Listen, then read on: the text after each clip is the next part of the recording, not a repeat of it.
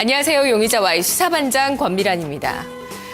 귀성길의 안전을 지켜드리기 위해서 저희 용의자 Y가 오늘도 돌아왔습니다. 오늘 토마토 투자클럽 하재누리 전문가와 유한타증권 김용학 대리 함께하시죠. 안녕하세요. 네, 안녕하십니까. 네. 수익보다 손실 날 가능성이 높은 용의자를 매수해놓고 연휴 떠나시는 것만큼 위험한 것 없을 겁니다. 오늘 새 용의자 소환하겠습니다. 첫 번째 용의자 삼성물산, 두 번째 용의자 삼익악기, 세 번째 넥센 타이어입니다. 바로 수사를 시작하겠습니다. 첫 번째 용의자의 알리바이를 들어보시죠. 첫 번째 용의자 삼성물산, 그의 알리바이 외국인 꾸준한 매수다. 향후 금리 인하 기대감을 반영한다. 제가 오전 방송에도 그 마지막 엔딩에 시세를 점검해드렸던 종목이 바로 삼성물산입니다. 네, 오늘 거래 대금이 실리면서 강세를 보이고 있죠. 그렇죠. 오늘 모양이 상당히 좋긴 해요. 이게 이제 그 좋은 시점, 주가가 올라가면 사고 싶어요. 또 내려오면 막 팔고 싶고. 이게 어쩌면 증권 투자하는 사람의 인지상정일 텐데, 지금 알리바이를 꾸준한 매수, 누구 매수냐? 외국인 매수, 이렇게 제시를 했고요. 또 향후 금리 인하 기대감도 제시를 했습니다. 물론 이제 외국인 매수세가 유입되는 거 분명히 맞는 모습이고, 오늘 금리 동결이 됐습니다만은, 금리가 향후 내릴 가능성 있죠. 자, 그럴 경우에 대한 기대감, 물론 다 좋은데, 지금 현재 시점에서 보면은 기술적으로 보더라도 바닥권에 근접했다는 것은 인정할 수 있는 시점까지 내려왔습니다. 그래서 아마 반등하는 모습이 나올 수도 있는데, 자, 일단 필요한 내용을 증거를 좀 보면서 말씀을 드리겠습니다. 화면 좀 보시죠.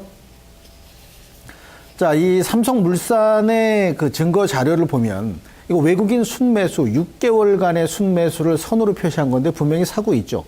사고 있습니다.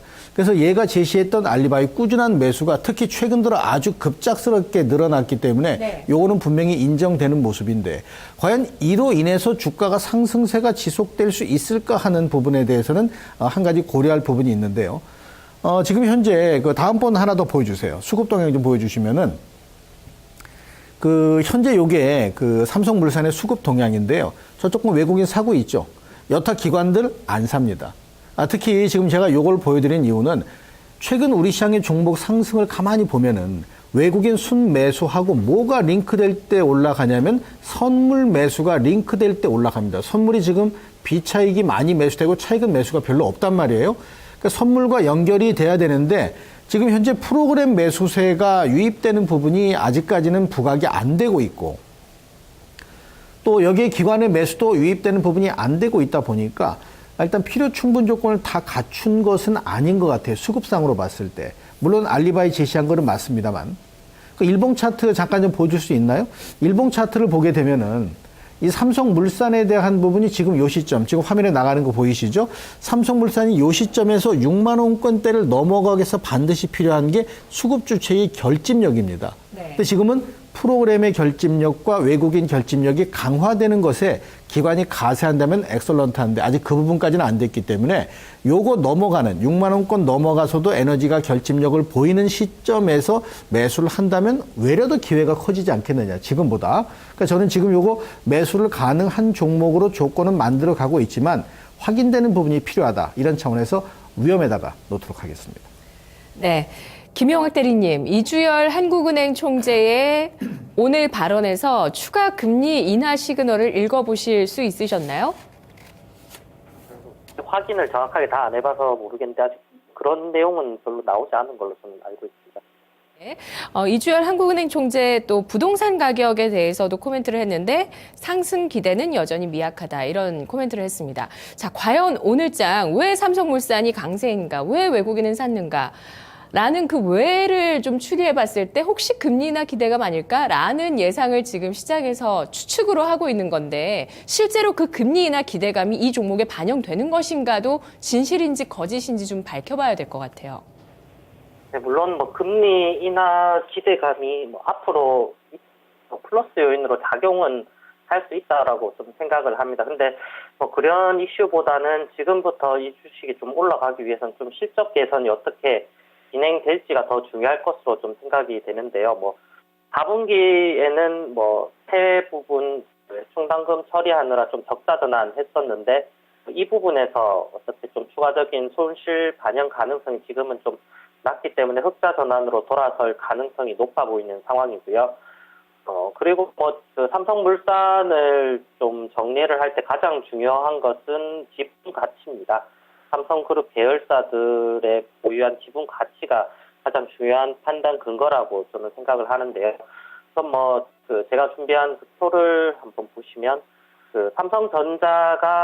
삼성전자를 8조를 보유하고 있고 삼성 SDS 3.5조, 제일기획 3천억, 그리고 제일모직 4천억 등등 해서 한 12조가 넘는 지분 가치를 지금 보유하고 있기 때문에 현재 시가총액 구조보다는 훨씬 높은 지분 가치를 가지고 있어서 지분 가치 대비해서 하락폭이 좀 심한 것으로 저는 보고 있습니다. 역대적으로 봤을 때도 아시겠지만 지분 가치보다 항상 높은 시가총액을 기록했던 만큼 현재 구간이 좀 상당히 저평가 관점으로 보여지고 있고요. 수급적인 부분에서도 외국인들 11월 이후에 계속적으로 500만 주 이상 매수를 하고 있는 상황이고요. 그래서 금리가 어떻게 인하를 하든 그런 부분과는 관계없이 지금은 상당히 저평가 메리트가 좀 있는 구간이다라고 이렇게 좀 판단되어집니다. 지분 가치를 감안했을 때는 시가총액 얼마까지 가능할까요? 물론 영업 가치를 하나도 고려하지 않더라도 현재 보유 지분 가치만 해도 한 12조 가량 이렇게 되고 있습니다. 그래서 한 30% 이상 좀 영업 가치를 제외하더라도 좀 저평가 받는 구간이라고 이렇게 좀 보여지는 상황입니다. 그래서 최소 12조 이상의 주가는 좀 올라가야 되지 않을까 생각하고 있습니다. 네. 따라서 외국인의 매수는 저평가 때문이다라고 추리를 하시는 거네요. 네, 맞습니다. 예, 알겠습니다. 석방 의견이시죠? 네. 예. 삼성물산의 수사 결과 정리하겠습니다. 외국인의 매수가 최근 들어서 아주 강력하게 들어오고 있다는 점, 11월 이후만 봐도 6개월 이전을 놓고 봐도 강해지고 있습니다. 자, 과연 외국인이 왜 사는 것인가? 자, 여러 가지 시각으로 삼성물산의 주가 상승 요소들을 점검해 봤습니다. 수급적인 결집력, 또 실적, 해외 수주 부분, 또 보유 지분 가치. 자, 일각에서는 지금 보유 지분 가치나 턴어라운드 될 수 있는 일말의 가능성에 비해서 저평가됐다는 측면을 얘기하고 있고요. 또 일각에서는 추가적으로 상승하기에는 수급 결집력이 부족하다는 코멘트를 해주셨습니다. 석방과 위험 사이에서 일단은 위험으로 분류하겠습니다. 외국인이 이끄는 삼성물산의 주가 상승, 또 기관이 덩달아 가세할지 그런 부분들 앞으로 잘 지켜보시죠. 두 번째 용의자는 삼익악기입니다. 삼익악기가 말하는 알리바이, 역시 중국이죠. 중국 피아노 시장 성장 기대감. 네, 지난해 이것 때문에 올라갔었죠, 주가가. 그렇죠. 네.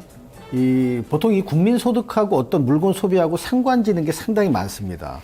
그러니까 앞으로 우리가 3만 불 이로 훌쩍 넘어가면 요트 시장이 커질 거다. 그런 개연성도 분명히 있는 거고 또 과거에 또 선진국이 그런 수순을 밟아왔으니까. 네. 그다음 중국은 지금 현재 10,000불 정도 되는 국민 소득이라면은 피아노 소비가 늘어나는 건 어쩌면 당연할지 모르겠어요.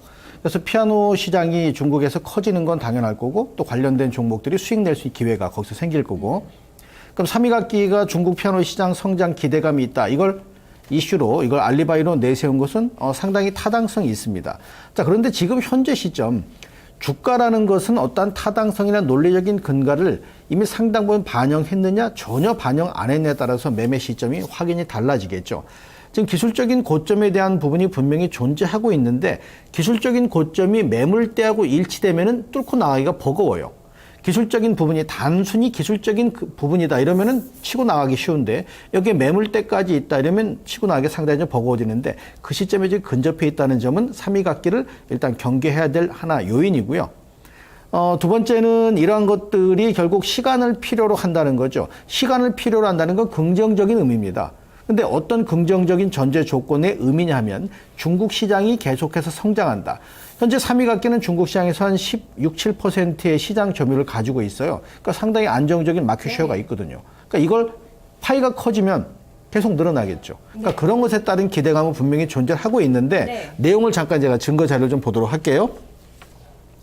3위각기의 그 기사 내용 하나 제가 캡처를 떠왔는데 이 3위각기 요거 작년 초 기사입니다. 근데 그 3위각 공장이 인도네시아에 있는데 풀 가동해도 중국 공급 물량을 대기가 벅차다라고 할 정도로 계속해서 성장하는데 중국 시장이 연 매출이 30%씩 성장한다는 거예요. 그러면 시장 점유율이 유지가 되면 결국 중국 시장이 피아노 시장이 30%씩 증가된다는 거잖아요. 그만큼 성장성의 근거는 명확합니다. 이로 인한 상승이 가능한데 여기 잠깐 두 번째 기사를 좀 보고 말씀드릴게요.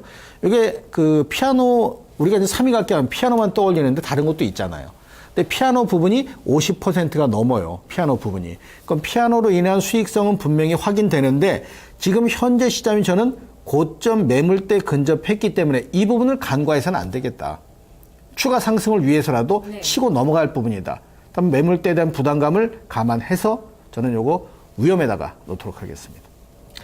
화장품과 피아노 비교했을 때는 뭐가 더 괜찮을까요? 화장품이 사실 괜찮은 기업들은요.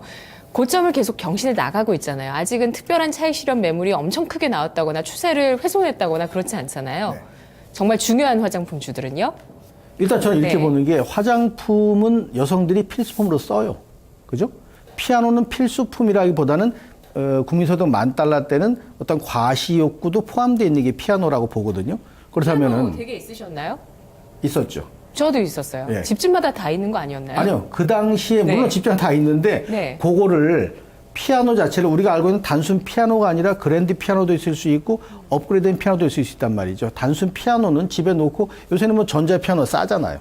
그런 게 있을 수도 있지만 피아노라는 것에 대한 부분하고 화장품하고 단순 비교가 못하는 게 단순 비교할 수 있는 부분은 저는 아니라고 봐서 피아노 쪽에 대한 것은 국민소득과 연관성이 있고 화장품은 국민소득과 연관성이 있다기보다는 여성들이 쓰는 필수품이기 때문에 그것과는 좀 배제될 필요가 있다는 생각이 제 생각인데 틀렸나요?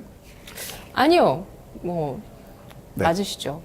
뭐 그렇게 보고 있습니다. 그러면 위험인가요? 네, 이건 위험해 놓겠습니다. 알겠습니다. 자, 그럼 김용학 대리의 의견은 어떨까요? 3위각기 근거 제시해 주시죠. 네, 3위각기 같은 경우 작년 고점 돌파한 이후 몇 개월 동안 좀 주가가 잠잠했었는데요. 근데 11월 이후에 좀 반등을 하는 모습입니다. 최근에 주력 생산 기지 있는 인도네시아 공장 생산 설비를 4만 대, 6만 대 규모로 50% 설비 증설을 완료를 했다는 그 뉴스가 나왔었죠. 그 다음에 이제 그거를 근거로 본다면 중국 소비 시장이 커지고 있다. 그리고 올해도 2차 증설 또한 계획하고 있기 때문에 중국에서 이제 3위각기의 최근 모습을 좀 미루어 짐작할 수 있을 것 같습니다. 작년에 독일 명품 피아노 자일러 인수하면서 중국 고가 시장에서 자리 잡고 그리고 중고가 시장에서는 3위 피아노 브랜드로 중국 10위권 이내의 그 3위각기 브랜드가 한 4개 정도가 이렇게 좀 점유를 하면서 시장 점유율 17%, 전체 중국 시장 4위의 시장 지위를 좀 확보한 상황입니다. 여기에 수급 자료, 증거 자료 한번 보여주시면 최근에 외국인 기관 쌍끌이 매수세가 좀 들어오는 모습이 좀 바람직하게 보이는 상황이고요. 그래서 정거점 부분에 기술적으로 좀 왔기 때문에 약간 부담스러울 수도 있는 상황이긴 하지만 최근에 수급적인 여건들로 보아한다면 충분히 돌파가 가능하다라고 이렇게 보여지고요. 그다음에 다른 이제 표 하나를 더 보여주시면 중국의 피아노 회사와 일본의 야마에 비교하더라도 밸류에이션적인 면에서도 다른 업체들에 비해서 좀 저평가되어 있는 국면으로 볼 수 있을 것 같습니다. 영업이익률은 상당히 좀 괜찮게 올라가고 있는 상황이고 증가율 또한 눈에 띄고 있는 모습입니다. 그래서 여기에 현금 보유한 현금 가치까지 더한다고 하면 더 저평가적인 메리트가 좀 생길 것이라 이렇게 좀 판단이 되고요. 그래서 물론 정거점 부근 돌파 시도를 하는 가운데 매물을 소화하는 과정을 거쳐야 되겠지만 충분히 이번 구간에서는 외국인 기관의 수급과 그리고 저평가 메리트가 다시 더해지면서 돌파를 할 수 있는 가능성이 높지 않을까 이렇게 좀 보고 있습니다. 네, 3위각기 석방하시는 거네요. 네, 석방입니다. 네, 수사 결과 정리하겠습니다. 정말 우리의 로망이었죠. 피아노 연주를 하면서 아름다운 가정을 꾸려나가는 저도 사실 그래서 피아노를 최근에 샀습니다. 예, 한 1, 2년 전에 사기도 했는데요. 전자피아노죠. 좀 싼 거. 예. 3위각기. 중국에서도 그런 로망을 키워나가고 있고요. 중국에서 그런 로망을 키워나가고 있는 단계에서 정말 높은 성장성, 공급이 딸리는 정도의 성장성을 보여주고 있고 증설까지도 완료했습니다. 과연 이 중국 소비주로 올해도 좀 이 3위각기를 봐야 될 것인가? 일각에서는 기술적 고점과 매물대에 대한 부담을 얘기하고 있고요. 또 다른 쪽에서는 아직 다른 업체에 비해서 저평가돼 있다는 측면을 얘기하면서 앞으로의 성장성을 기대하고 있습니다. 충분히 더 올라갈 수 있겠다는 시각 동시에 존재합니다. 일단은 위험과 석방 사이에서 위험으로 분류하고 추세를 지켜보죠. 네, 세 번째 용의자는 넥센타이어. 넥센타이어의 알리바이, 만수르 투자 추진 소식, 글로벌 MS 확대 기회. 넥센이군요. 넥센 네, 팬들이 넥센이네요. 얼마나 좋아할까요? 야구를 하면은 더 주가가 올라갈지도 모르겠는데 아직 야구 시즌이 아니라서요. 네. 넥센 타이어가 주장한 주장에 이 알리바이는 좀 문제가 좀 생겼죠. 만수르 투자 추진을 했는데 추진이 결정은 안 됐어요. 네. 근데 보통 우리가 그 기업의 그 재무제표를 보거나 뭘 볼 때 그 회사의 정관을 보게 되면 우리 회사는 뭐 한다고 잔뜩 써놨거든요. 근데 그거 다 안 합니다. 그러니까 이건 추진한다는 것에 대해서 지나친 기대감을 갖는 것은 이렇게 썩 효과적인 부분은 아닌 것 같고. 결정이 나오면 주가에 좋나요? 왜냐하면 결정이 나오게 되면은 네. 얘가 말한 대로 글로벌 마켓쉐어를 늘릴 수 있는 단초가 될 수 있거든요. 만수르가 사는 지역에서? 그렇죠. 그렇게 되면은 이 회사가 물건을 많이 파니까 돈 벌 수 있는 기회가 생긴다는 단순한 논리 접근이 가능하죠.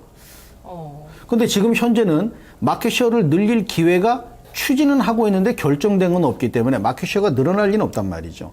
다만 지금 얘네가 얘기하는 이거에 대한 부분은 점수를 많이 줄 수는 없고 오히려 최근 들어서 외국인 수급과 프로그램 수급이 일치하는 부분이 있어요. 프로그램이 사면 외국인이 사고, 그러니까 외국인이 프로그램을 산다는 얘기죠. 이런 수급은 괜찮은 모습이고, 미국 그 UHP라고 해서 TV도 요새 뭐 UHTV 나오지 않습니까? 그런 것처럼 타이어도 고급 타이어가 있어요. 고급 타이어가.